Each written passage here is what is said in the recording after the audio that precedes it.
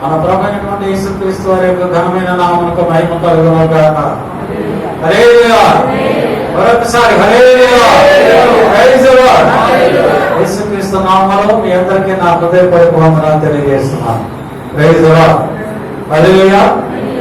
ఎంతో మందిరంతా కూడా ప్రభు ఆయన యొక్క కృపలో మనం భద్రపరిచి ఈ పునరుద్ధాన దినమందు ఈ ఉదయ కాలంలో తన పరిశుద్ధ మందిరానికి మనం తోడుకొని వచ్చినందుకు ప్రభువుకు స్తోత్రాలు చెల్లిద్దాం. హల్లెలూయా. ఈ నెలంతా ప్రభు మన కాచి కాపాడాడు. ఇందును బట్టి ప్రభుకి కృతజ్ఞతాస్తుతులు చెల్లించాలి. ఎందును బట్టి కృతజ్ఞతాస్తుతులు చెల్లించాలి? మనం ఈ నెలంతా కూడా కాచి కాపాడాడు. ప్రతి విషయంలో కూడా ప్రభువుకు కృతజ్ఞతాస్తుతులు చెల్లించాలి. అది చిన్నదైనా పెద్దదైనా, అది ఎటువంటి విషయమైనప్పటికీ కూడా ప్రతి విషయంలో మనం ప్రభువు కృతజ్ఞతాస్తుతులు చెల్లించాలి. అప్పుడే ప్రభు మన యొక్క ఉద్దేశములను నెరవేరుస్తారు, మన ఆలోచనలను ప్రభు నెరవేరుస్తారు. నమ్మిన వాళ్ళు ప్రైజ్ లార్డ్ చెప్పండి. హల్లెలూయా. హల్లెలూయా.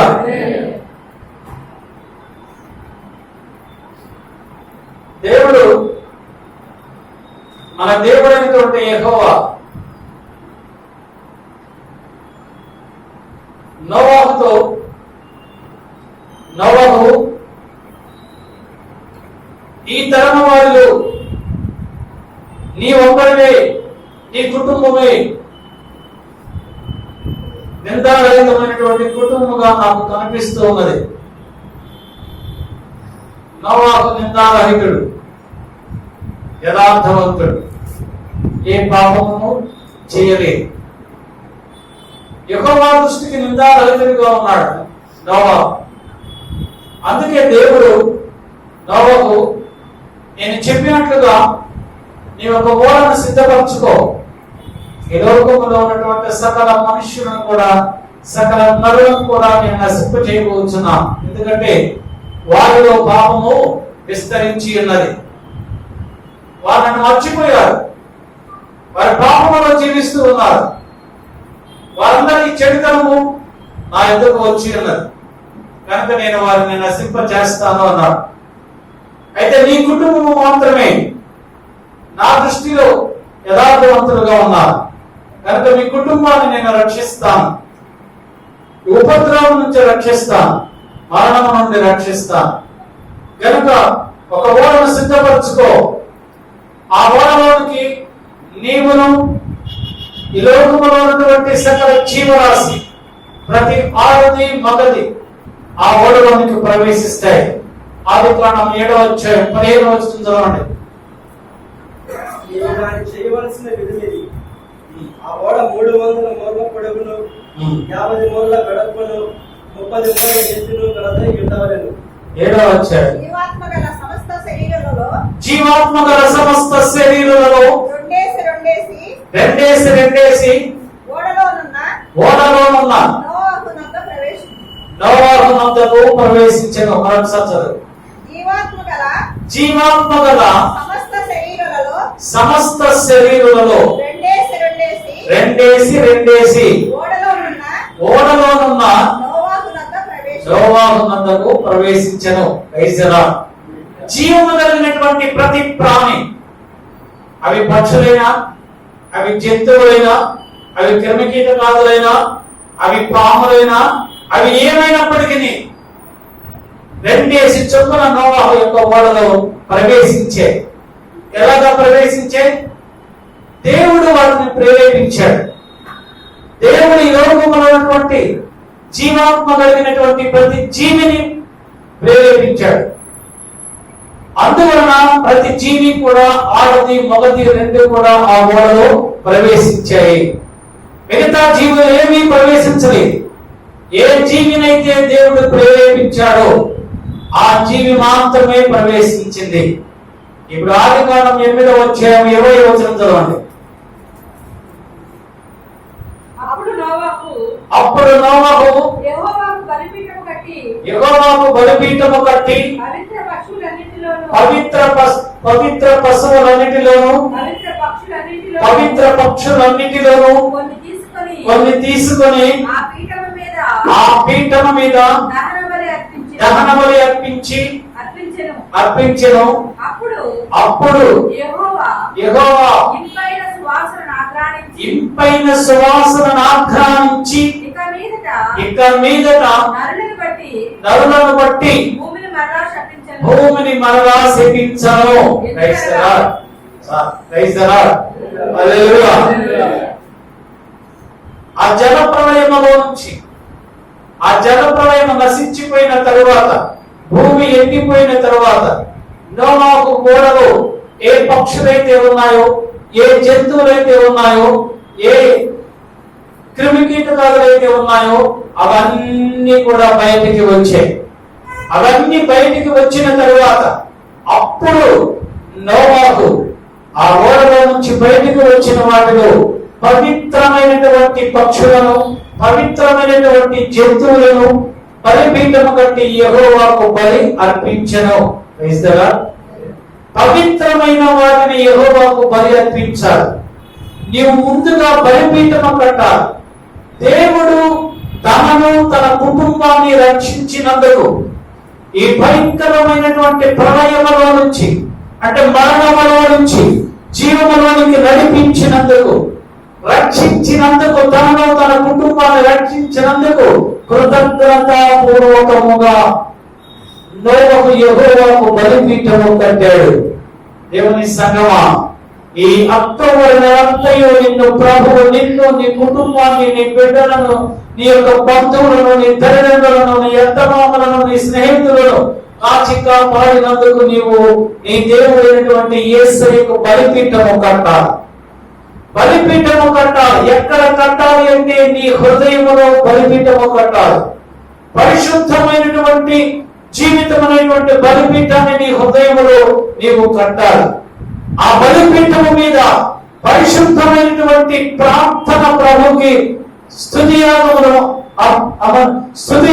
నువ్వు సమర్పించాలి. స్తుతియాగాన్ని నువ్వు అర్పించాలి.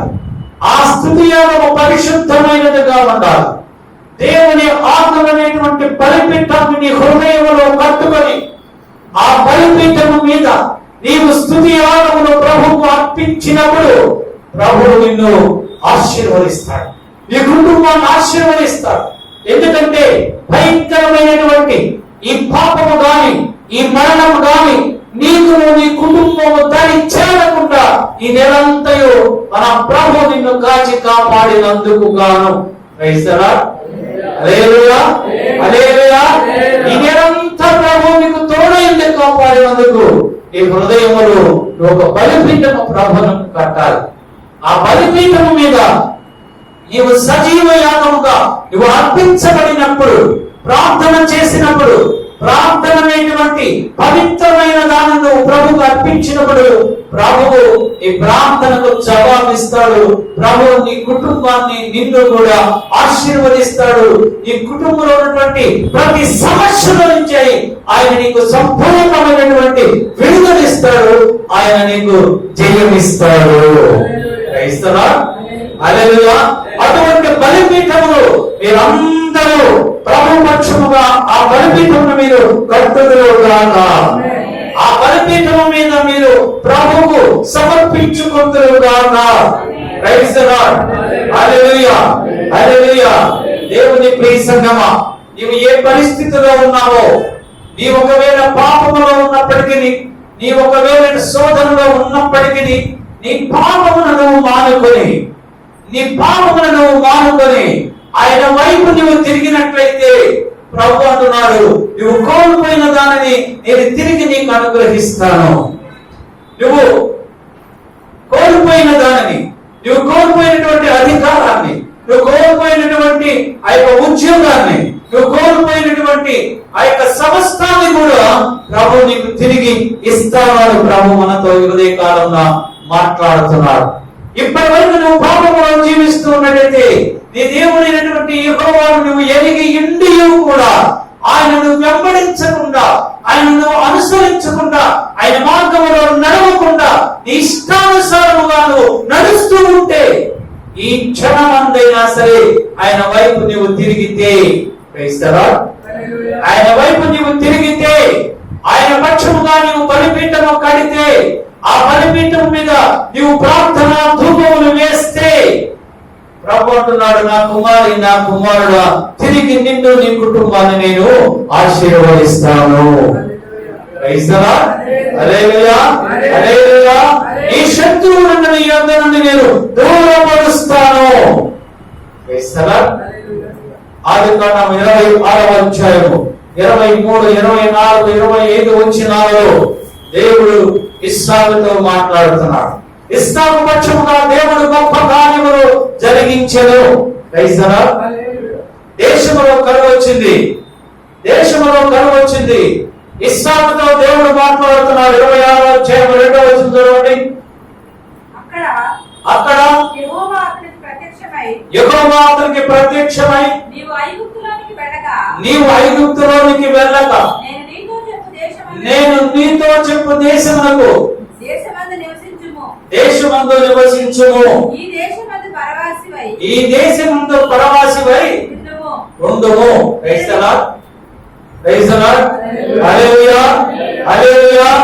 ప్రభువు ఇస్సాకుతో మాట్లాడుతున్నాడు. ఆ దేశంలో కరువు వచ్చింది, ఆ దేశంలో కరువు వచ్చింది. ఎక్కడా నీరు లేదు, పశువులకు ఆహారం లేదు, మనుషులకు ఆహారం లేదు.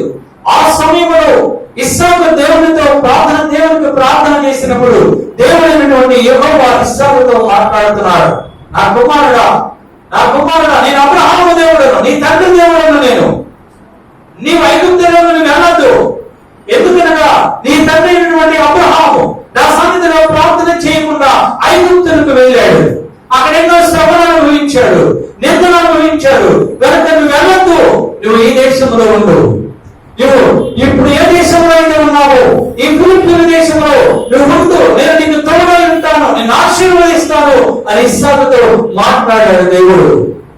అయితే ఇస్సాకు ఆ ఫిలిప్పీల దేశంలో ఉన్నాడు. ఆ దేశంలో ఉండి ఇస్సాకు బావి తీశాడు. ఒక బావి తవ్వినప్పుడు ఆ ఫిలిప్పీలు వచ్చారు. ఈ బావి మాది అన్నారు. నువ్వు మా దేశంలో ఉన్నావు, ఈ బావి మాది అన్నారు. అయితే ఇస్సాకు అన్నాడు, వారితో తగవరాలేదు, గొడవ పెట్టుకోలేదు, మీరే తీసుకోండి అన్నాడు. పరిమంతతో ప్రయాణమై వెళ్ళిపోయాడు. అక్కడ మరొక బావి తవ్వాడు. అక్కడికి ఫిలిప్పీలు వచ్చారు. వచ్చి ఈ బావి కూడా మాదే అన్నారు. అయితే వారితో గొడవ పడలేదు ఇస్సాకు. ఈ బావి మీదే అయితే ఇది కూడా మీరే తీసుకోండి అన్నాడు. మరలా ముందుకు ప్రయాణం అయిపోయాడు. ఎక్కడికి ప్రయాణం అయిపోయాడంటే బెయేర్షెబాకు ప్రయాణం అయిపోయాడు. బెయేర్షెబాగా ప్రమాణపు బావి అని అర్థం. ప్రమాణం చేయబడినటువంటి స్థలము. ఆ స్థలము బెయేర్షెబాకు దగ్గరికి వెళ్ళి అక్కడికి వెళ్ళి బావి తవ్వాడు. అప్పుడు అక్కడికి శత్రువులు ఎవరు కూడా రాలేదు. దేవుడు నీతో ప్రమాణం చేసినప్పుడు, దేవుడు నీతో వాగ్దానం చేసినప్పుడు, పలానా చోటుకి వెళ్ళమన్నప్పుడు నువ్వు ఆ చోటుకి వెళ్ళాలి. అక్కడికి నువ్వు వెళితే దేవుడు నిన్ను అక్కడ ఆశీర్వదిస్తాడు. నిన్ను ఎక్కడికి వెళ్ళమన్నాడో అక్కడ ఆశీర్వదిస్తాడు. నిన్ను ఎక్కడికి వెళ్ళవద్దన్నాడో నువ్వు అక్కడికి వెళ్ళకూడదు. నేను వెళ్తానని వెళ్తే దేవుడు నిన్ను ఆశీర్వదించడు. ఆయన ఎక్కడికి వెళ్ళమన్నాడు అక్కడికి మాత్రమే నువ్వు వెళ్ళాలి. అప్పుడే నువ్వు కోల్పోయిన దాన్ని నువ్వు తిరిగి పొందుకుంటావు. అక్కడే దేవుడు నిన్ను ఆశీర్వదిస్తాడు. బెయేర్షెబాలో దేవుడు ఇస్సాకుని ఆశీర్వదించను. 25వ వచనం చదవండి. అక్కడ అతడు ఒక బలిపీఠము కట్టించి యెహోవా నామమున ప్రార్థన చేసి అక్కడ తన గుడారము వేసెను. బెయేర్షెబాలో ఆ రాత్రి వేళ దేవుడు ఇస్సాకుకి ప్రత్యక్షమయ్యాడు. తాను ప్రమాణం చేసినటువంటి స్థలంలో, ఆ స్థలానికి తాను ప్రేమించినటువంటి ఇస్సాకు వచ్చినప్పుడు ఆ రాత్రి వేళ దేవుడైనటువంటి యెహోవా ఇస్సాకుకు ప్రత్యక్షమై, నేను నీ తండ్రి అయినటువంటి అబ్రహాము దేవుడను, నేను నీకు తోడై ఉండేదను కనుక నీవు భయపడద్దు. నేను నీ తండ్రి అయినటువంటి అబ్రహాము దేవుడను, నేను నీకు తోడై ఉంటాను, నువ్వు భయపడద్దు అని దేవుడు ఇస్సాకుతో మాట్లాడాడు. ఇస్సాకుతో మాట్లాడినప్పుడు ఇప్పుడు ఇస్సాకు దేవుడికి అక్కడ ఒక బలిపీఠము కట్టాడు. బలిపీఠము కట్టి యెహోవా నామమున ప్రార్థన చేసి అక్కడ తన గుడారము వేసుకున్నాడు. ఎక్కడ గుడారం వేశాడు? ఎక్కడ గుడారం వేశాడు? యెహోవా నామమున ప్రార్థన చేశాడు. ఎక్కడ చేశాడు? బేర్షెబాలో. ప్రభువు ఎక్కడైతే గుడారం వేసుకోమన్నాడు అక్కడే గుడారం వేసుకున్నాడు. ఎక్కడైతే బలిపీఠము కట్టమన్నాడు అక్కడే బలిపీఠము కట్టాడు. కృతజ్ఞతాపూర్వకముగా ప్రభువు మనతో మాట్లాడినప్పుడు నీవు ప్రభువుకు నీ హృదయం అనేటువంటి ఆ బలిపీఠము మీద నువ్వు ప్రభువుకు ప్రార్థన చేస్తే ఆయన నామములో ప్రార్థన చేసి అక్కడ నువ్వు గుడారము వేసుకోవాలి. ప్రభువు నిన్ను ఎక్కడ గుడారం వేసుకోమంటే అక్కడే గుడారం వేసుకోవాలి. ఎక్కడ ఇల్లు కట్టుకోమంటే అక్కడే ఇల్లు కట్టుకోవాలి. నీ ఇష్టం వచ్చినట్లుగా నీ ఆలోచన ప్రకారము నీవు గృహాన్ని కట్టుకుంటే అక్కడ ప్రభువు ఉండడు. ప్రభువు నీతో ఉండడు.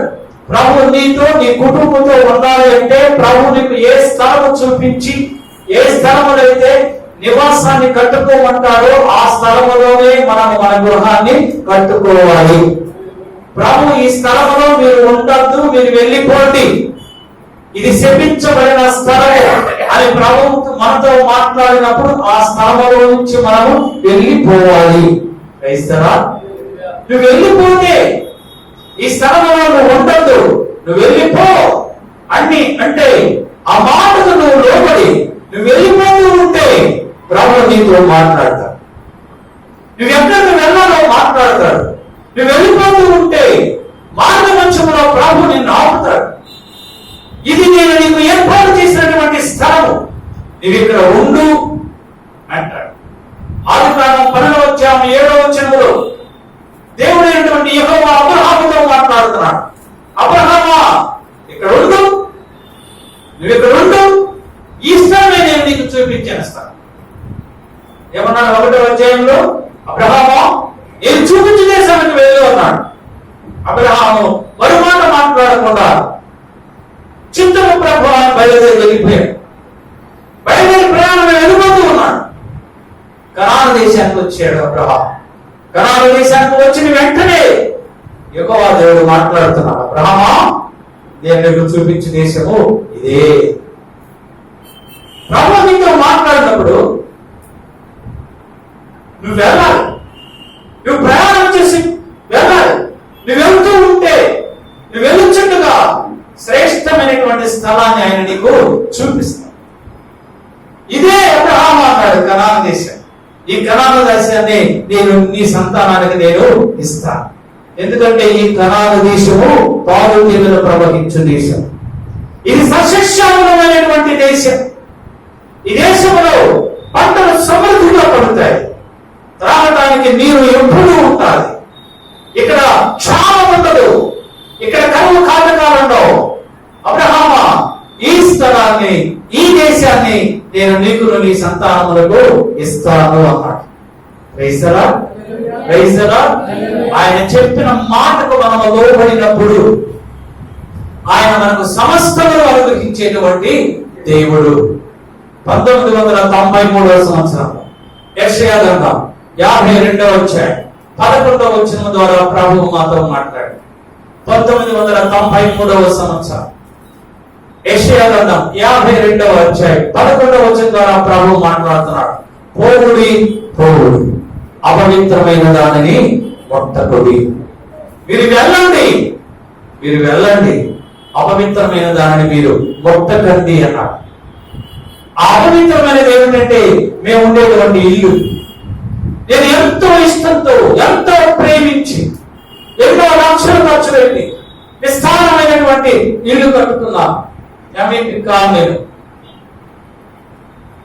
అయితే నా ప్రభువుకు వ్యతిరేకముగా ఆ ఇంటిలో హోమం చేయించి, వ్రతాలు చేయించి, ఆవులు తీసుకుని వచ్చి ప్రదక్షిణాలు చేయించి ప్రభువుకి హేయమైనటువంటి కార్యక్రమాలన్నీ కూడా ఆ ఇంట్లో జరిగాయి. అప్పటి వరకు ఎంతో గొప్ప ధనవంతుడుగా ఉన్నటువంటి నేను ఆ కార్యక్రమం చేసిన వెంటనే నా దేవుడు నన్ను తిరిగి దీనావస్థకు తోడుకొని వెళ్ళాడు. నాకు నేను సంపాదించినదంతా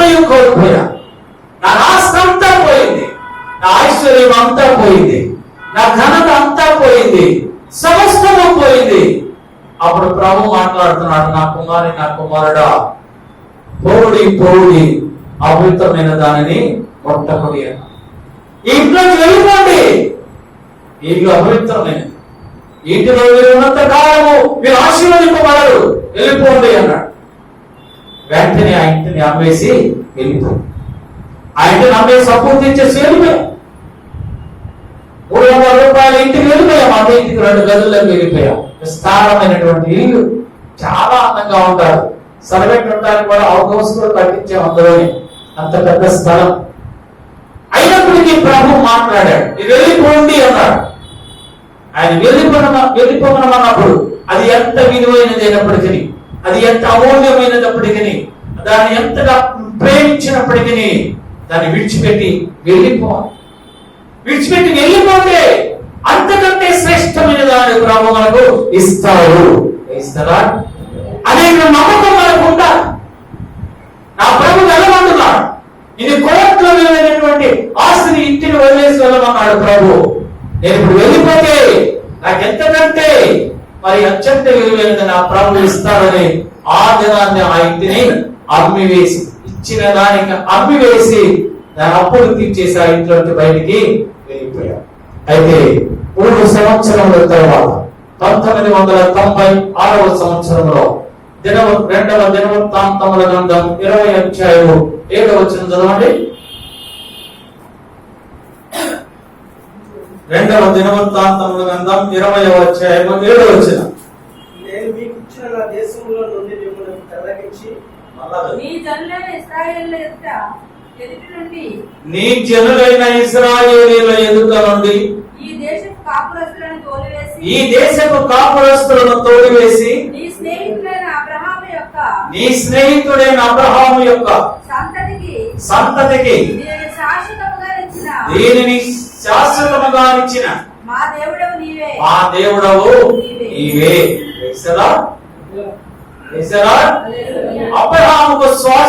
అబ్రహాముకు స్వాస్యముగా శాశ్వతముగా ఇచ్చినటువంటి ఈ స్థలములో నుంచి అమాలేకీయులని అమోరీయులని తోలివేశారు. దేవుడు ఏ స్థలాన్నైతే అబ్రహాముకి ఇస్తానన్నాడో ఆ స్థలములో, ఆ దేశములో, ఆ కనాను దేశములో అమోరీయులు ఉన్నారు, ఆ కనానీయులు ఉన్నారు, మహాభయంకరమైనటువంటి మనుషులు ఉన్నారు.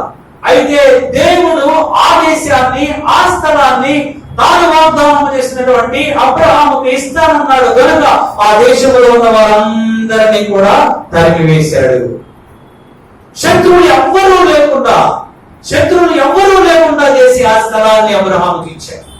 అదే విధముగా మా దేవుడైనటువంటి యేసయ్య మాకు కూడా ఇక్కడ ఈ స్థలంలో ఉన్నటువంటి వారందరినీ తోలివేసి, ఇప్పుడు మనం ఉన్నటువంటి ఈ బిల్డింగ్, ఈ స్థలము ఒక అన్యుడిది, వారిని స్థలముల నుంచి తీసివేసి త్రోలివేసి వారి ద్వారానే ఈ స్థలాన్ని మాకు ఇచ్చాడు మన ప్రభు అయినటువంటి యేసయ్య.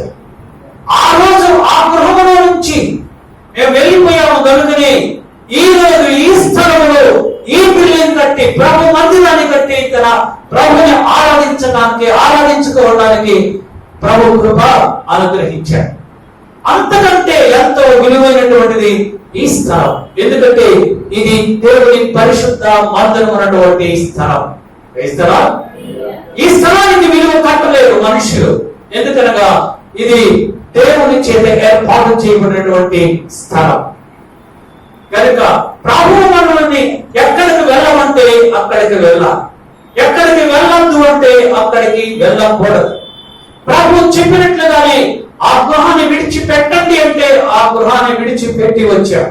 ప్రభు ఈ స్థలం మీకు ఇస్తున్నాను అని వాగ్దానం చేసినప్పుడు ఈ స్థలంలోనికి మేము వచ్చాం.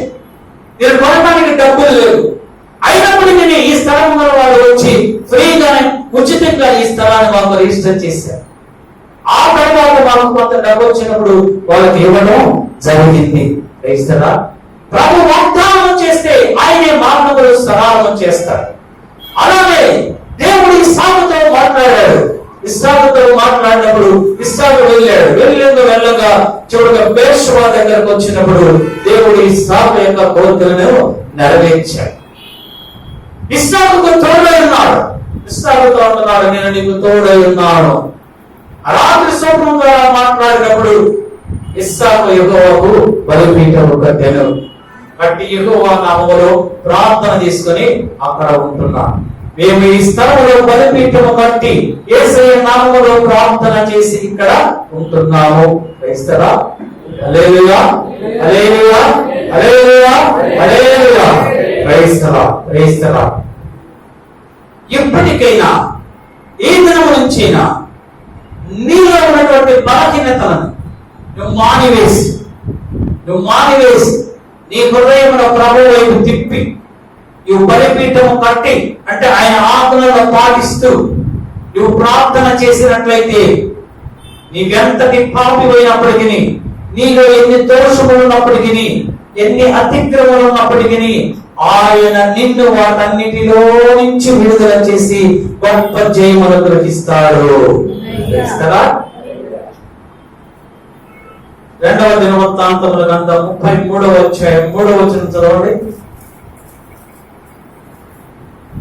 2వ దినవృత్తాంతముల గ్రంథం 33వ అధ్యాయము 3వ వచనం. ఇతడు తన తండ్రి అయిన హిజ్కియా పడగొట్టిన ఉన్నత స్థలములను తిరిగి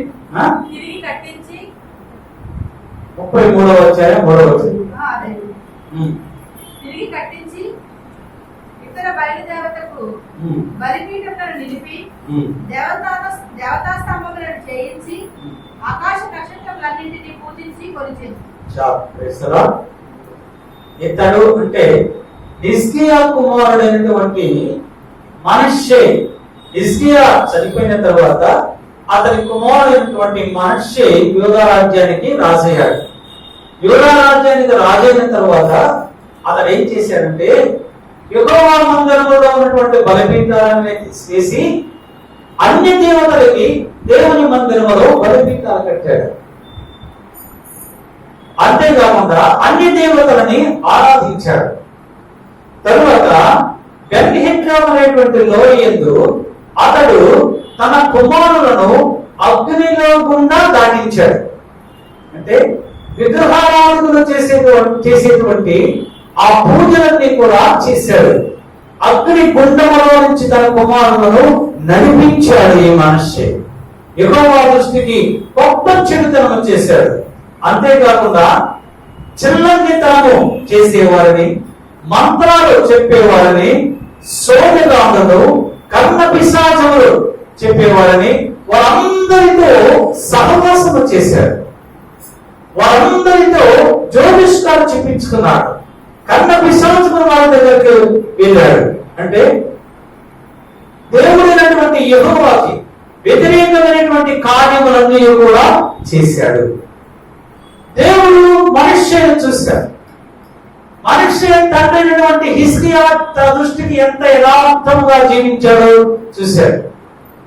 అటువంటి యథార్థముగా జీవించిన హిజ్కియా కుమారుడైనటువంటి ఈ మనుష్య ఎంత భయంకరంగా విగ్రహారాధన చేస్తూ ఉన్నాడో దేవుడు చూశాడు.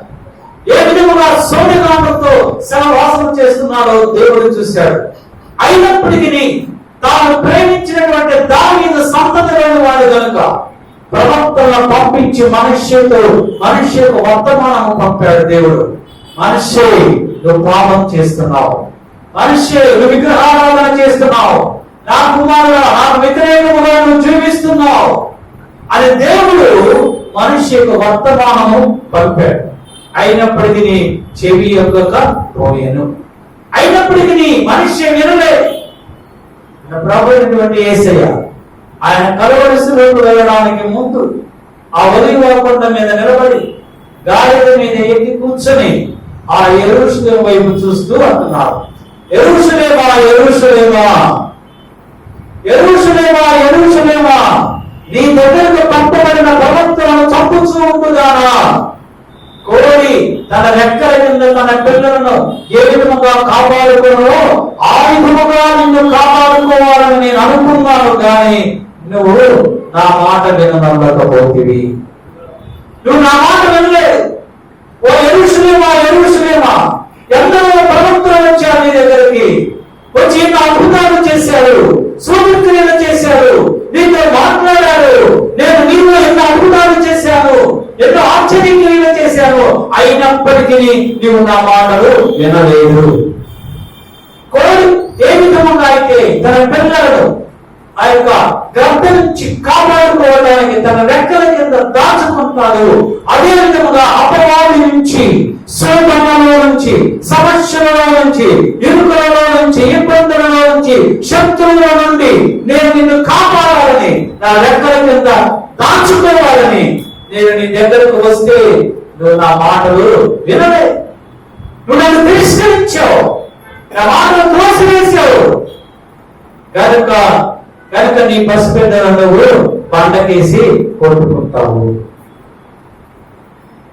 నీలో ఉన్నటువంటి నీ పిల్లలందరూ కూడా శపించబడతారు అని దేవుడు యెరూషలేమును శపించాడు. మనుష్యుడు దేవుడు మాట్లాడాడు, ప్రవక్తలు పంపించాడు. మనుష్యే నా కుమారుడా, నువ్వు పాపం చేస్తున్నావు, నువ్వు నా దృష్టికి హేయమైనటువంటి క్రియలు చేస్తున్నావు, విగ్రహారాధన చేస్తున్నావు. అవి నోరు నుండి పలుకవు, అవి కారు నుండి నడవవు, అవి చెవు నుండి వినకు, అవి వ్యర్థమైనవి. వాటిని ఎందుకు ఆరాధిస్తున్నావు, ఎందుకు పూజిస్తున్నావు? పరిశుద్ధమైనటువంటి నా మందిరములో వాటికి ఎందుకు నువ్వు బలిపీఠం కడుతున్నావు అని ప్రవక్త ద్వారా చెప్పినప్పుడు కూడా మనిషి వినలేదు. హల్లెలూయా. అప్పుడు 10వ వచనం చదవండి. యెహోవా మనుష్యులను అతని జనులకును వర్తమానములు పంపినను వారి చెవియకపోయి, కాబట్టి యెహోవా అష్షూరు రాజు యొక్క సైన్యాధిపతులను వారి మీదకి రప్పించాను. మనిషి తప్పించుకొని పోకుండా వారు అతని పట్టుకొని గొలుసులతో బంధించి అతని బబులోనుకు తీసుకొని పోయి. హల్లెలూయా. దేవుడు చెప్పినట్టు వెళ్ళే, చెప్పినట్టు వినకపోతే దేవుడు ఏం చేశాడు? ఇతని మీదకి అశ్షూరు రాజు, శత్రువుల యొక్క రాజుని ఇతని మీదకి పంపించాడు.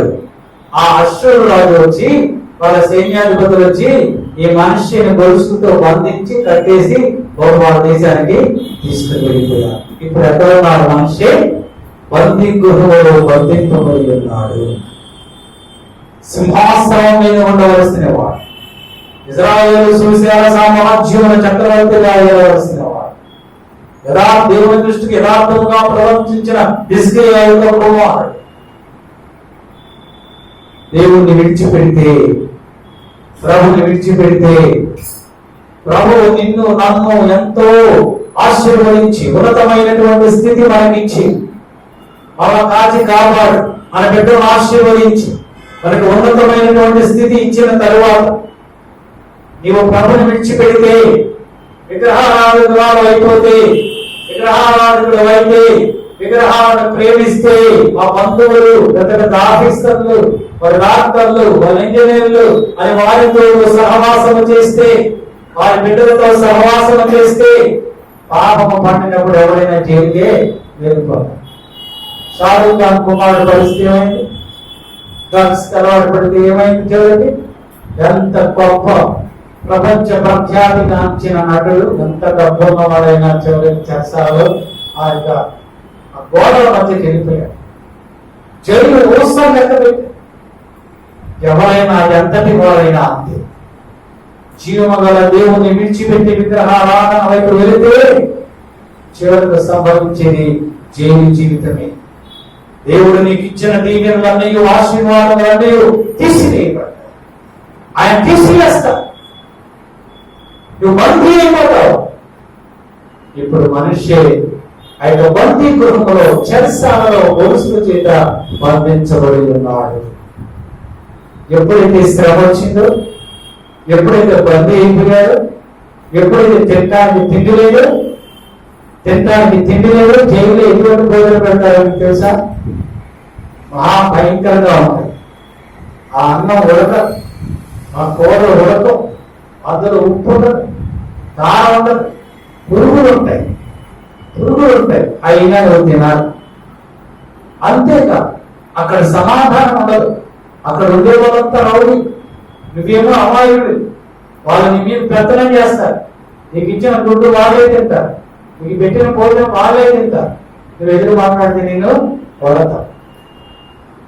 ఇప్పుడు మనిషి పరిస్థితి అదే. అప్పుడేం చేశారో చదవండి. 12-13 వచ్చినారు. అతడు శ్రమలో ఉన్నప్పుడు తన దేవుడైన యెహోవాను బ్రతిమాలుకొని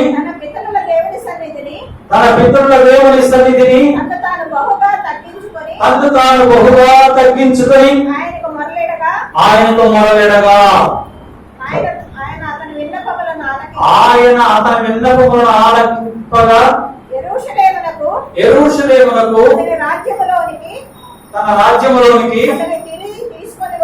తిరిగి తీసుకొని వచ్చి యెహోవా దేవుడై ఉన్నాడని మనిషి తెలుసుకొనెను. బందీ గృహములో ఉన్నప్పుడు, తిండి తిప్పలు లేనప్పుడు, కాళ్ళు చేతులు గొలుసులతో కట్టివేసినప్పుడు, ఆ చీకటి గదిలో పడవేసినప్పుడు, అప్పుడు దేవుడు గుర్తుకొచ్చాడు. మరి అప్పుడు ఆ బయలుదేవ దగ్గరికి వెళ్ళొచ్చు కదా. అప్పుడు కూడా ఆ విగ్రహాల దగ్గరికి వెళ్ళి ప్రార్థన చేయొచ్చు కదా, విగ్రహాలు తలుచుకోవచ్చు కదా. కానీ అప్పుడు దేవుడు యెహోవా మనిషి జ్ఞాపకం వచ్చాడు. నా తండ్రి అయినటువంటి దేవుడు జ్ఞాపకం వచ్చాడు. హిజ్కియా దేవుడు అయినటువంటి యెహోవా జ్ఞాపకం వచ్చాడు.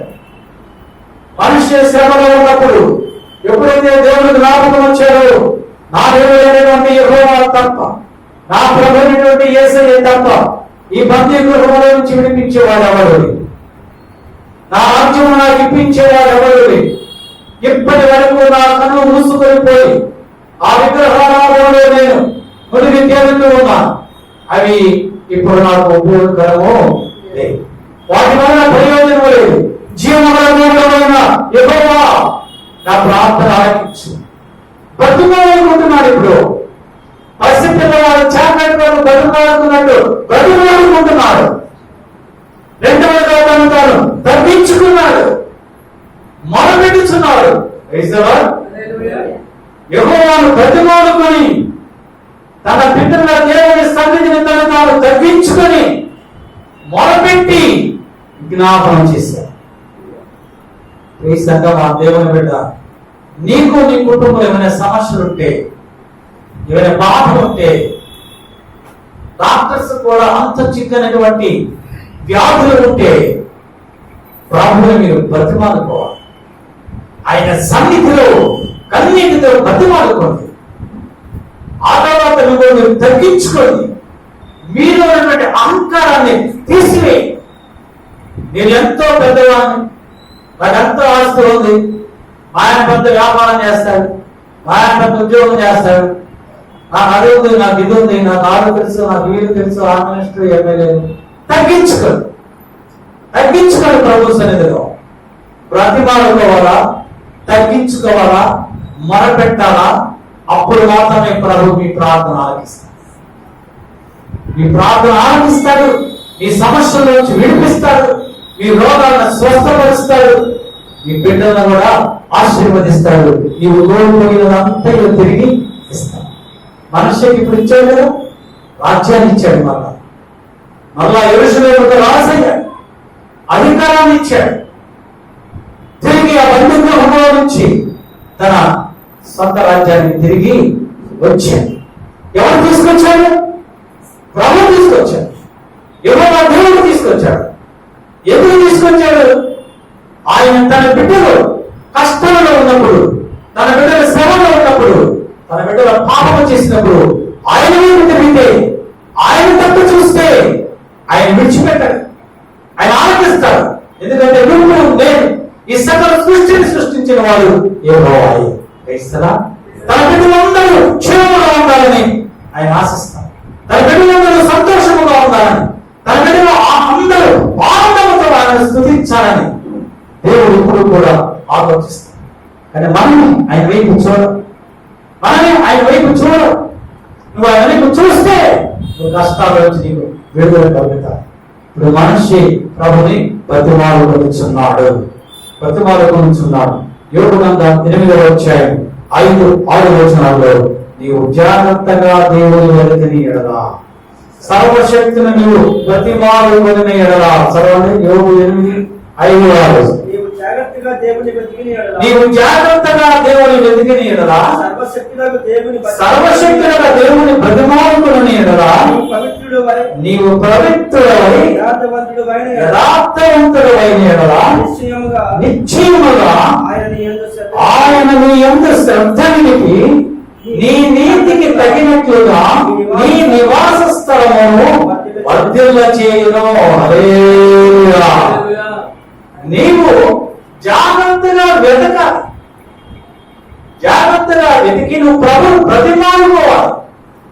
నువ్వు నీలో ఉన్నటువంటి పాపమును విడిచిపెట్టి, అందుకే అంటాడు నీవు జరార్థవంతుడవైన ఎడల, నీవు పవిత్రుడవైన ఎడల, నీవు పవిత్రులుగా జీవిస్తూ నీ పాపమును విడిచిపెట్టి, నీ అతిక్రమను విడిచిపెట్టి, నీవు పవిత్రులుగా ఉండి, నీవు యథార్థవంతులుగా ఉండి ప్రభువును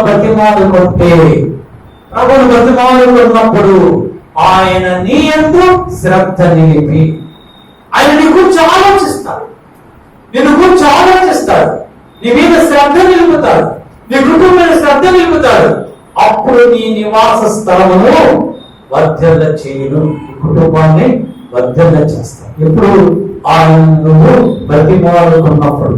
నువ్వు బతిమాలుకోవాలంటే దానికి ముందుగా నువ్వు చేయవలసినది నీలో ఉన్నటువంటి పాపమును విడిచిపెట్టాలి, అతిక్రమను విడిచిపెట్టాలి. మనిషి కూడా ఆ బందీ గృహములో ఉండి తన పాపముల నిమిత్తమై, తన అతిక్రమణ నిమిత్తమై పశ్చాత్తాపడి ప్రభు సన్నిధిలో ప్రభుని ప్రతిమాలుకున్నాడు. ఇస్తారా? యోబు గ్రంథం 33వ అధ్యాయం 26వ వచనంలో రాయబడుతుంది, వారు దేవుని ప్రతిమాలుకొనిన ఎడల ఆయన వారిని కటాక్షించును. ఇస్తారా? ప్రభు యొక్క కటాక్షం మన కుటుంబం మీద ఉండాలి అంటే మనం ప్రభుని ప్రతిమాలుకొనాలి. ఇస్తారా? ప్రభుని నీ హృదయపూర్వకంగా నువ్వు ప్రతిమాలుకుంటే ఆయన నిన్ను నీ కుటుంబాన్ని కూడా కటాక్షిస్తాడు, అంటే ఆశీర్వదిస్తాడు, అంటే దీవిస్తాడు. అటువంటి దీవెనలు మన సంఘములో ఉన్న వారందరికీ ప్రభు దయచేయుగాక. ఆమేన్, ఆమేన్. దావీదు మహారాజు రాసినటువంటి కీర్తన 119, 119:58 చదవండి.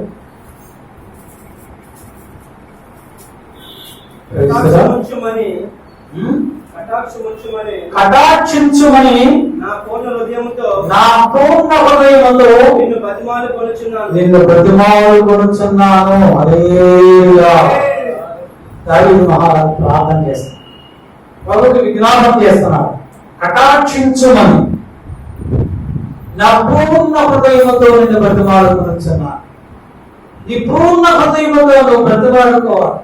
ప్రభువా నన్ను కటాక్షించు అని, నా మీద కనికరము చూపు అని నీ పూర్ణ హృదయముతో బ్రతిమాలుకున్నప్పుడు అప్పుడు దేవుడు నీ ప్రార్థనను ఆలకిస్తాడు. మనిషి మొట్టమొదటిసారిగా ప్రభు సన్నిధిలో ప్రభుని బ్రతిమాలుకున్నాడు. రెండవదిగా తను తాను తగ్గించుకున్నాడు. అప్పుడే ప్రభు నిన్ను హెచ్చిస్తాడు. ఎవరైతే తగ్గించుకుంటారో వారు హెచ్చింపబడతారు. ఎవరైతే తాము హెచ్చించుకుంటారో ప్రభు వారిని తగ్గిస్తారు. దావీదు మహారాజు రాసినటువంటి కీర్తన 86వ కీర్తన 1వ వచనములో దావీదు మహారాజు అంటున్నాడు, యెహోవా నేను దీనుడను దరిద్రుడను, చెవియొగ్గి నా ఉత్తరమే. దావీదు తను తాను తగ్గించుకున్నాడు. ఎంతగా తగ్గించుకున్నాడు? నేను దీనుడు అన్నాడు.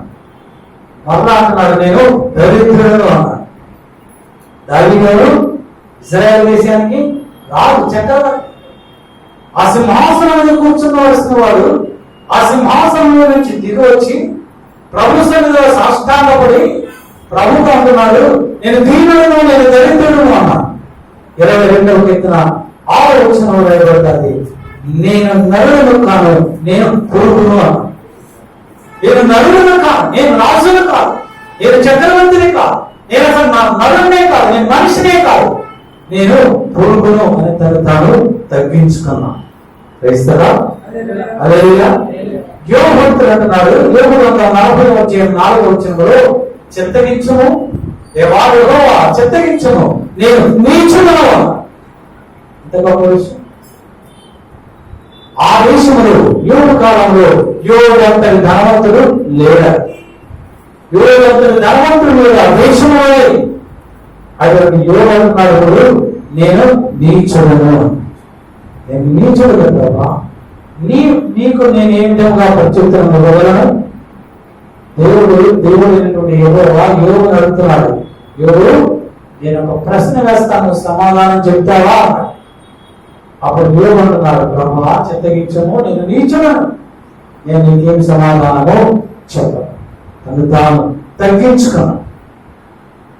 నిర్గమకాండం 4వ అధ్యాయం 10వ వచనంలో రాయబడతాడు, దేవుడు మోషేతో అంటున్నాడు, మోషే నా ప్రజల యొక్క మొర నేను విన్నా, నా ప్రజలు పెట్టినటువంటి ఐగుప్తు దేశంలో నా ప్రజలు పడుతున్నటువంటి బాధని, వారు పెట్టిన మొర నేను విన్నాను.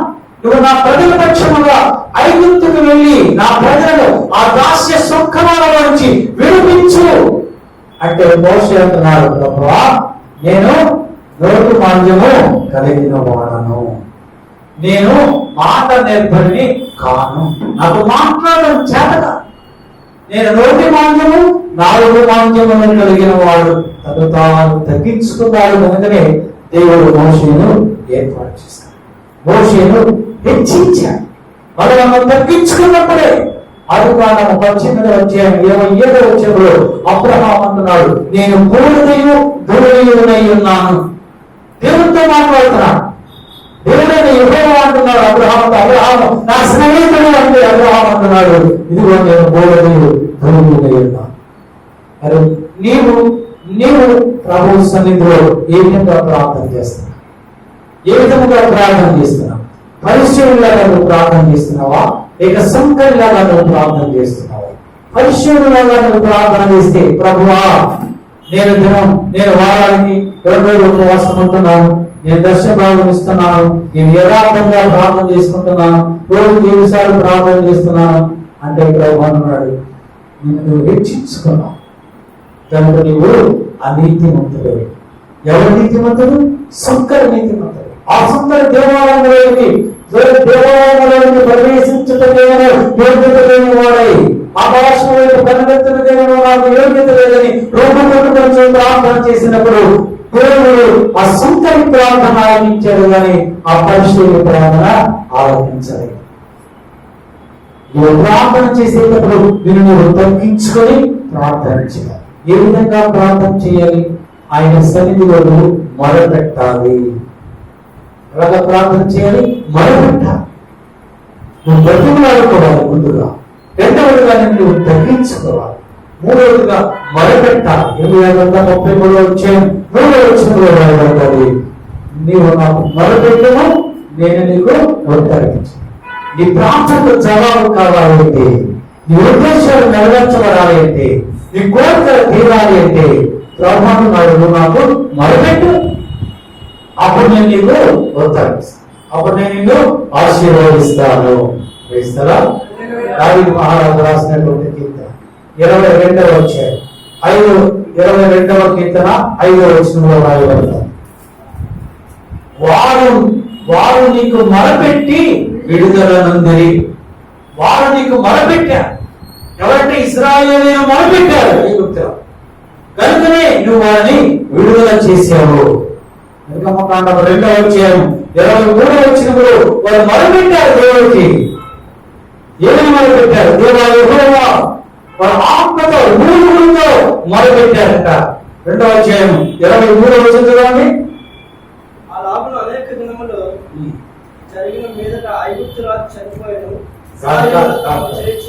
నిర్గమకాండం 2వ అధ్యాయం 23వ వచనంలో ఇశ్రాయేలీయులు తాము చేయు వ్యక్తి పనులను బట్టి యెహోవాకు మొరపెట్టగా వారి యొక్క మూలుగులు ఆయన ఎద్దకు చేరగా యెహోవా తాను అబ్రహాము ఇస్సాకు యాకోబులతో చేసిన వాగ్దానమును జ్ఞాపకం చేసుకొనెను. వారు మొరపెట్టారు, వారు కలిగిన కష్టాన్ని బట్టి, వారి యొక్క బానిసత్వం బట్టి, వారి యొక్క ఆకలిని బట్టి, వారి శ్రమను బట్టి వారు మొరపెట్టినప్పుడు దేవుడు వారి యొక్క ప్రార్థనను ఆలకించారు. నీ ప్రార్థన ఆలకించాలంటే నువ్వు మొరపెట్టాలి ప్రభు సన్నిధిలో. నీ కష్టాన్ని బట్టి, నీకు వచ్చినటువంటి అవమానాలను బట్టి, నీకు వచ్చినటువంటి నిందను బట్టి, నీకు వచ్చినటువంటి శ్రమను బట్టి, కష్టాన్ని బట్టి నువ్వు మొరపెడితే ప్రభు మనం నేను ఆలకిస్తాను. లూకాసు వార్త 18వ అధ్యాయం 7వ వచనం చదవండి. 18:7 లూకాసు వార్త. దేవుడు తాను ఏర్పరచుకున్న వారు దివారాత్రులు నన్ను గూర్చి మొరపెట్టుకొనుచుండగా వారికి న్యాయము తీర్చరా. దేవుడు ఎవరినైతే ఏర్పాటు చేసుకున్నారో వారు ఆయనకు మొరపెట్టినప్పుడు ఆయన వారికి న్యాయము తీర్చరా, నిశ్చయముగా న్యాయము తీరుస్తాడు. ఎందుకంటే ఆయన వారిని ఏర్పాటు చేసుకున్నాడు. మన ప్రభువు మనం అందరినీ ఏర్పాటు చేసుకున్నాడు కనుక, ఆయన కనుదృష్టిలో మనం ఉన్నాము కనుక మనం మొరపెట్టినప్పుడు ఆయన మనకి న్యాయము తీరుస్తాడు. ఆయన మన పక్షముగా న్యాయము తీరుస్తాడు. ఆయన మన ప్రార్థన ఆలకిస్తాడు. ఇక్కడ యేసు ప్రభు ఎందుకు చెప్పాడు ఈ మాట? ఒక విధవరాలు ఒక న్యాయాధిపతి దగ్గరకు వెళ్తాడు. నాకు న్యాయము తీర్చు, నా ప్రతివాదిని నాకు న్యాయము తీర్చమని ఆ న్యాయాధిపతి దగ్గరకు వెళ్తే బైబిల్ రాయబడతాది, ఆ న్యాయాధిపతి కఠినుడు, చెడ్డవాడు, అతడు దుష్టుడు. ఆ దుష్టుడైనటువంటి న్యాయాధిపతి దగ్గరకు వెళ్ళింది నాకు న్యాయం తీర్చమని. రోజు వెళ్తూ ఉంది. ఒక రోజు అతను అనుకున్నాడు, ఈమె రోజు వస్తుంది కదా, న్యాయం తీరిస్తే పోరా అని న్యాయం తీర్చాడు. అప్పుడు ప్రభు అంటున్నాడు, దుష్టుడైన అనీతివంతుడైన చెడ్డవాడైన ఆ న్యాయాధిపతి ఆ విధవరానికి న్యాయం తీర్చాడే, మరి నేను మిమ్మల్ని ఏర్పాటు చేసుకున్నా, మీరు నాకు మొరపెట్టినప్పుడు నేను నీకు న్యాయం తీర్చనా? తీస్తారా?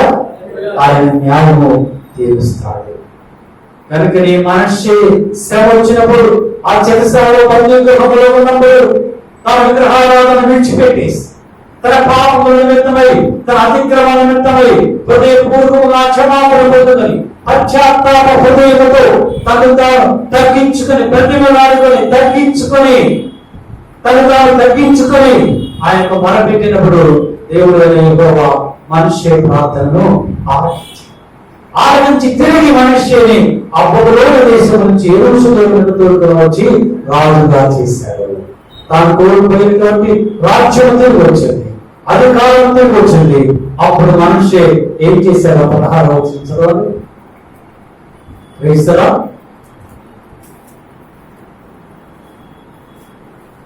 33:16 చదువుతాంటారు.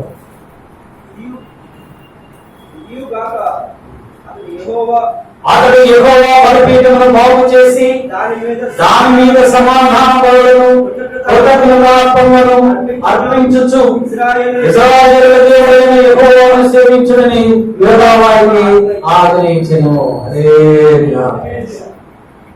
తిరిగి తన రాజ్యము, తన సింహాసనము, తన అధికారం వచ్చిన తర్వాత ఇప్పుడు యోధా దేశం అంతటి కూడా సాధన చేస్తున్నారు. యెహోవాయే జీవనుడు, యెహోవాయే నిజమైన దేవుడు అని యెహోవాకు బలిపీఠములను కట్టించి దాని మీద సమాధానములు అర్పించాడు, కృతజ్ఞతార్పణలను అర్పించాడు. హల్లెలూయా. ప్రభునందు ప్రియ సంఘం, నీవు నేను కష్టం వచ్చినప్పుడు, బాధ కలిగినప్పుడు, నిందలు అవమానములు వచ్చినప్పుడు కృంగిపోకుండా నీ దేవుడు నా దేవుడైనటువంటి యేసయ్య సన్నిధిలో నీ పాపములను ఒప్పుకొని పశ్చాత్తాప హృదయముతో ఆయన సన్నిధిలో కన్నీరు కార్చి ప్రతిమలాడును నిన్ను నీవు తగ్గించుకొని ఆయనకు మొరపెడితే ఆయన నీ పక్షముగా గొప్ప కార్యములు చేస్తాడు. అంటే నువ్వు కృతజ్ఞతార్పణలు ఆయనకు చెల్లించాలి. బలిపీఠము కట్ట నీ హృదయములో ఆయన ఆజ్ఞలు అనేటువంటి బలిపీఠమును కట్టి దాని మీద ప్రార్థన అనేటువంటి కృతజ్ఞతార్పణ ప్రభువు అర్పించినప్పుడు ప్రభు నిన్ను నీ కుటుంబాన్ని ఆశీర్వదిస్తాడు. అటువంటి అనుభవం ప్రభువు మీకు అందరినీ అనుగ్రహించనుగాక. ఆమేన్. ఆమేన్. ఈ వాక్యం ద్వారా ప్రభు మనందరినీ ఆశీర్వదించునుగాక. ఆమేన్. తరలించని ప్రార్థన చేసుకుంటాం. సకల ఆశీర్వాదములు మాకు అనుగ్రహించుతున్న మా ప్రభువా ఎక్కడ చిట్ట చూడకుండా దాన ఈ పరిశుద్ధ మందిరములు ఈ వాక్యములు ప్రకటించడానికి ఇచ్చిన అద్భుతమైనటువంటి ఈ కృపను మీకు కోట్ల స్తుతులు స్తోత్రాలు. ఎవరైనా ప్రభువు దానంలో మాటలు మాట్లాడడానికి స్తోత్రాలు దేవ. ఆశ్చర్యంగా అద్భుతాలు చేయి దేవుడు. యేసయ్య నీవు ప్రభు నోవాహును జలప్రళయం నుంచి తప్పించడం, నోవాహు తనకు కలిగినటువంటి రక్షణ బట్టి ప్రభు బలిపీఠమును బట్టి ప్రతి పవిత్రత కలిగినటువంటి పవిత్రమైనటువంటి ప్రతి పశువులను ప్రతి పక్షులను నీకు బలిగా అర్పించాడు ప్రభు. అదే విధముగా ఇస్సాకుకు శత్రువులు దూరపరిచినప్పుడు ఇస్సాకు శ్రేష్ఠగా ఒక బాలుని తల్లి అక్కడ నీకు బలిపీఠములు కట్టి ప్రభు నీ నామములో ప్రార్థన చేశారని మాతో మాట్లాడావు ఆయన. నీకు స్తుతులు స్తోత్రాలు. అలాగని ప్రభు హిజ్కియా కుమారుడైనటువంటి మనిషి తండ్రి నడిచినటువంటి యథార్థమైనటువంటి మార్గములో ఉన్నావు అనుకుంటా. విగ్రహారాధకుడై